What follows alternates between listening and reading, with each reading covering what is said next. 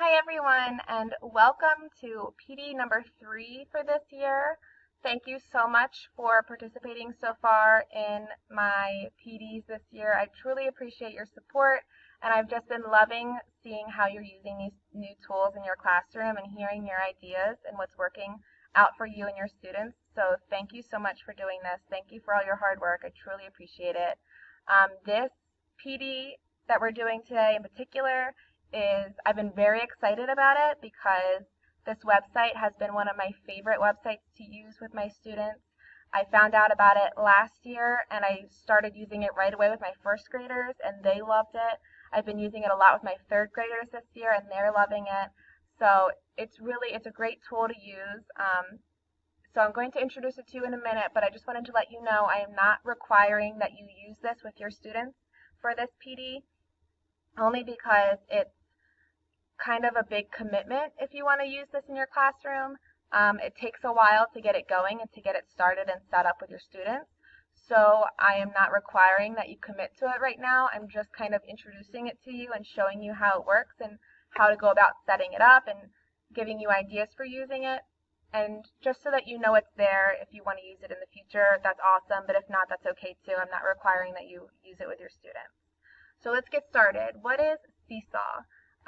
SeeSaw is a free website, first and foremost. It's mostly used with most schools as an app on iPads and iOS devices, but since we do not have Apple products here, I just have my students access their website, and I'll go into that a little more later. It's super kid-friendly, which is what I really liked about it last year with first graders. My first graders had no trouble navigating it.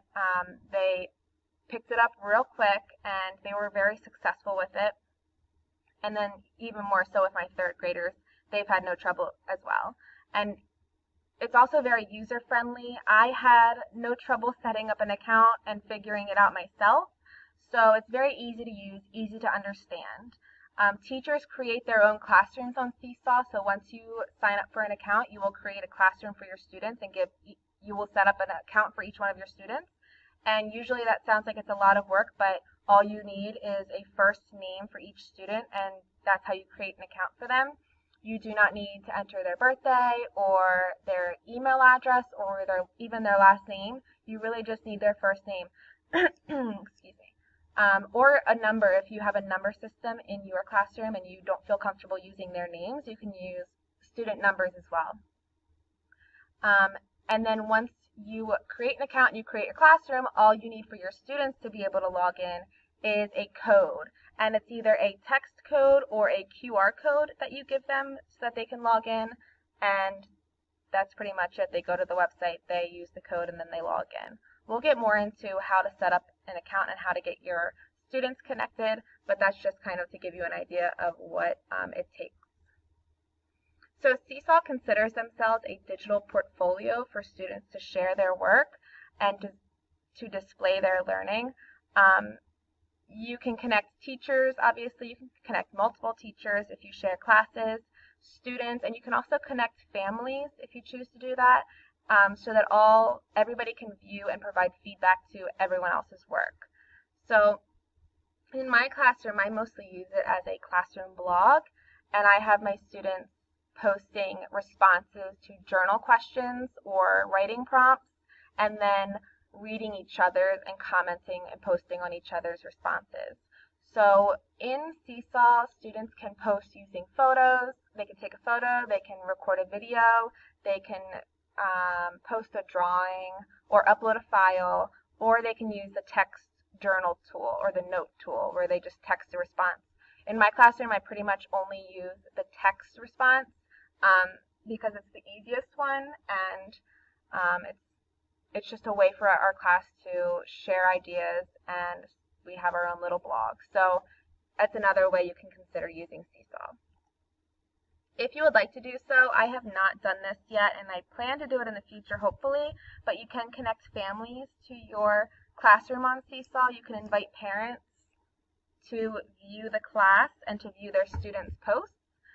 It's very similar to Class Dojo. When you connect parents that way, you give them a sheet that has a code on it and instructions on how to sign up.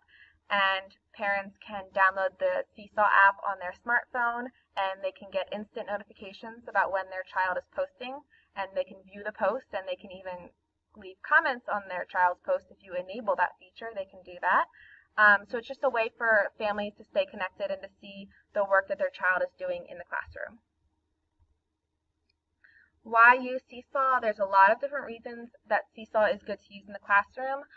Thinking about those 4 C's, it really does touch on communication for students to find another outlet or another way to communicate their thoughts. This is especially good for those students that do not tend to share in a whole group setting, or they're a little shy or reserved and they don't really like to participate orally. I've noticed that SeeSaw has been a really good outlet for them, and you'd be surprised at how much they are willing to share when they're just typing it rather than sharing in front of everybody in the classroom. So it's a great way for students to communicate their thoughts and their learning. It's also a great way for them to collaborate, which is kind of what we're going to focus on the most. They can really hold full-on discussions in each other's posts and give feedback and compliments and comment on each other, and it's just another way for them to discuss their learning and to collaborate within the classroom. Critical thinking is something we've been focusing a lot on in these PDs, and SeeSaw is another tool you can use for critical thinking skills. I use critical thinking skills a lot in my journal prompts that I give them for SeeSaw, or in the questions that I ask. It will require a lot of critical thinking, and even reading each other's posts and responding to that can also require critical thinking as well. I know in our most recent planning meetings we've been talking a lot about question stems in math and for reading, and this is just another tool you can use to incorporate those question stems or those discussion starters within SeeSaw, and I'll go further into how you can do that once I give you some ideas for using SeeSaw in the classroom. And then finally, it's just another way for us to assess those speaking and listening skills, which can sometimes be difficult to assess or to get a little understanding of with each student. So seeing how students are sharing, seeing how they're responding and communicating with each other is just another way to touch on those speaking and listening skills. So we are going to just take a very quick look at what SeeSaw looks like. I'm going to give you a glance as to what it looks like when you log in as a teacher. And then in a little bit in another video I will show you how to set up your classroom, but just to give you an idea about what it looks like when you log in and after you've created your class and after it's been up and running, this is what it will look like from a teacher's perspective when you log on.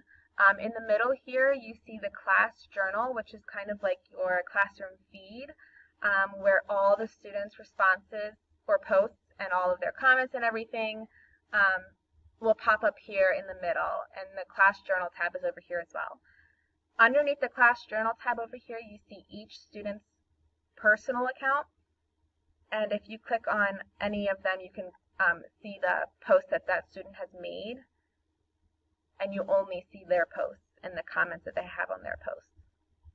And then if you go back to class journal, you see everybody's posts. So when a student logs in, it looks very similar to this, except they don't have all of these features over here, and they don't have classes set up over here, but they do have this green plus sign, which is probably the most important, because when they are ready to post something on the class feed or onto their account, they hit this green button, and it will give them these 6 options.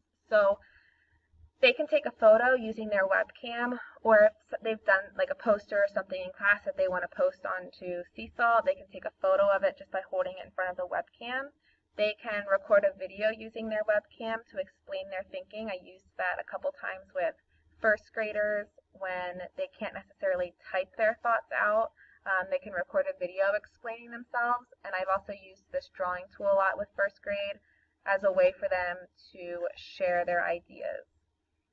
You can have them upload a file, which is kind of a little more advanced if they have something saved. Although students are pretty good with this, if they have something in their camera roll already, or if they recorded a video and it's saved on their camera roll, they can upload it as a file. Same with a link that is pretty advanced. I have never used that before, but it's there in case they want to upload a link. I have my third graders mostly use the note tool because it's just a way for them to type out their thoughts in a journal kind of format. So they type a response to a prompt or a question that I've posted, and then they post it to the wall, and it pops up immediately for their classmates to see. So those are kind of the options for posting and kind of what the interface looks like when you log in as a teacher. In the next video, I will go about showing you how to set up your classroom and manage your classroom, the settings and the students, and kind of how to personalize it and get it to where you want it to be for using it with your students.